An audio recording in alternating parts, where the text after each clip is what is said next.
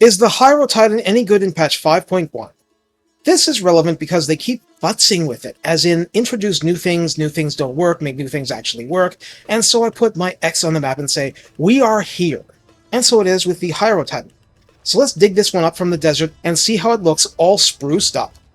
Recruited via a tier 5 building that has the stench of not being the one for the Warkitty and not being the one for the Necrosphinx. And this is me being brutally honest. On Ultra scale, you get a single entity with 12,620 hit points, armor 100, no inherent resistances. Leadership is 60 base, decent for a unit that can crumble if broken. Speed is 32, charge speed is 38 only. Melee attack is 56, which is pretty exceptional in certain cases, and attacks are both flaming and magical, which is a mixed bag against Imrek, but will make Drycha into a scorched punching bag. Attack interval is the standard 4, but hey, it's a big guy, the animations won't all be brisk. Splash target size is large, so trolls and down, and maximum targets damaged is 5, which is relatively narrow and nowhere near as massive as a giant, though limited by the giant's animations regardless. Melee defense starts at 45, which for a quote-unquote monster is very respectable.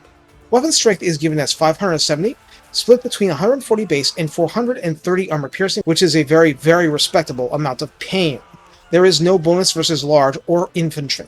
Charge bonus is a mere 20 and mass is a burly 6500. Not only is this a siege attacker, a construct, causes fear as well as terror, it currently has 2 types of bound spells, as in you get them for free regardless of wins, 2 instances of Spirit Leech, 3 instances of Shem's Burning Gaze. You see me test this out in an interesting little experiment during the video, but free is free. In addition to this, Spirit Conduit now makes the Hierotitan buff Spell Mastery, as in the casted spell strength, of friendly spellcasters by 20% within 100 meters of the construct. I did not test this in the demo combats, but let's just say I think this gives the construct a reason to exist. This change is new to patch 5.1.0. Now, it is important for the Redline skills to note that the Hierotitan is in the same category as the Ushabti, both versions thereof. With Revered Stonemasonry at 3 pips, you get melee attack plus 6, melee defense plus 6, and there is no missile weapon to be boosted. Spells don't count, you see.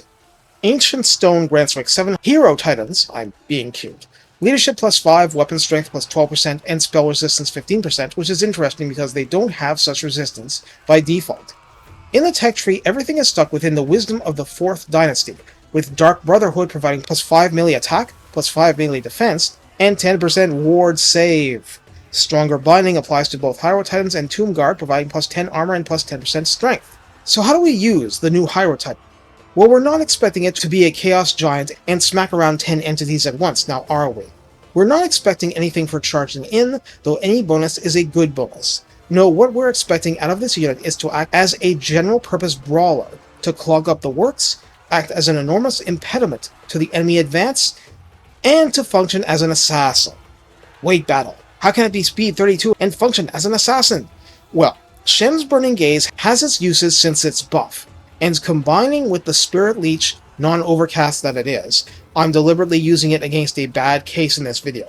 They can't quite bring that princess down from the sky on the back of a dragon on their own, but it's pretty close.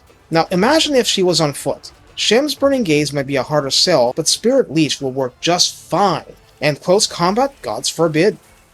Point being, it's not the best mob crusher the Tomb Kings have by a long shot. It's hard to beat the War Sphinx for that. It's not a pure monster killer. It is an anti-character menace. That's hardly its only role, but it's a very interesting one. Also, it's an arrow magnet, fair warning. Now what about its new role? Yeah, having one and having a 20% mastery boost is one thing, but what if I had a spellcaster with 3 of these in the mix like in the video? That would start getting very interesting once you add overcasting to the mix.